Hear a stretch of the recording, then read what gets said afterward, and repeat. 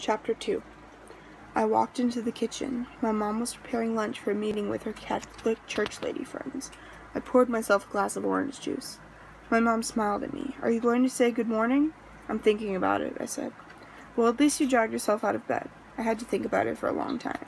"What is it about boys and sleep? We're good at it." That made her laugh. Anyway, I wasn't sleeping. I was listening to La Bamba. "Richie Valens," she said, almost whispering. "So sad. Just like your Patsy Cline." She nodded. Sometimes I caught her singing that song crazy, and I'd smile, and she'd smile. It was like we shared a secret. My mom, she had a nice voice. "Plane crashes," my mother whispered. I think she was talking more to herself than me. Maybe Richie Valens died young, but he did something. I mean, he really did something. Me, what have I done? "You have time," she said. "There's plenty of time," the eternal optimist. "Well, you have to become a person first," I said. She gave me a funny look. "I'm 15. I know how old you are." 15-year-olds don't qualify as people. My mom laughed. She was a high school teacher. I knew she half agreed with me. "So, what's the big meeting about?" "We're reorganizing the food bank." "Food bank?" "Everyone should eat." My mom had a thing for the poor. She'd been there. She knew things about hunger that I'd never know. "Yeah," I said. "I guess so." "Maybe you can help us out?"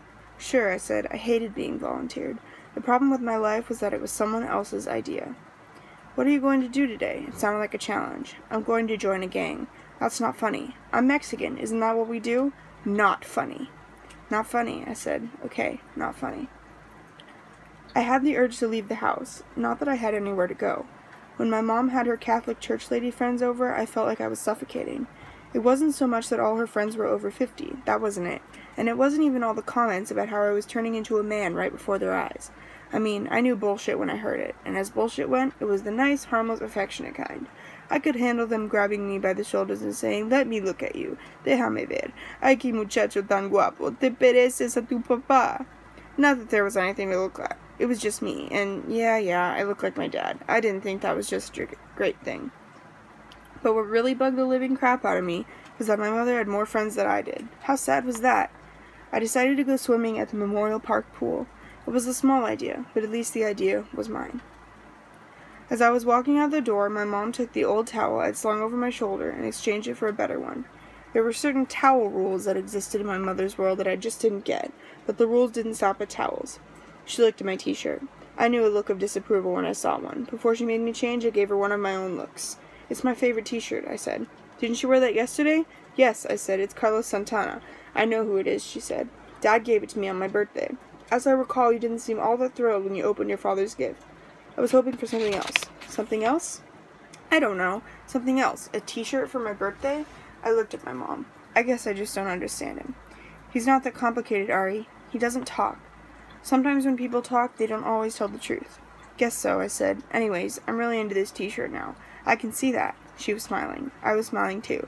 Dad got it at his first concert. I was there. I remember. It's old and ratty. I'm sentimental. Sure you are.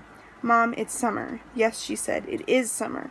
"Different rules," I said. "Different rules," she repeated. I loved the different rules of summer. My mother endured them. She reached over and combed my hair with her fingers. "Promise me you won't wear it tomorrow." "Okay," I said. "I promise. But only if you promise not to put it in the dryer." "Maybe I'll let you wash it yourself," she smiled at me. "Don't drown." I smiled back. "If I do, don't give my dog away." The dog thing was a joke. We didn't have one. Mom, she got my sense of humor. I got hers. We were good that way. Not that she wasn't something of a mystery. One thing that I completely got.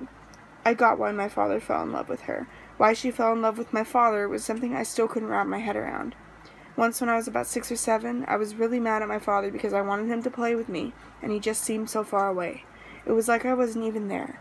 I asked my mom, with all my boyhood anger, "How could you have married that guy?" She smiled and combed my hair with her fingers. That was always her thing. She looked straight into my eyes and said calmly, "Your father was beautiful." She didn't even hesitate. I wanted to ask her what happened to all that beauty.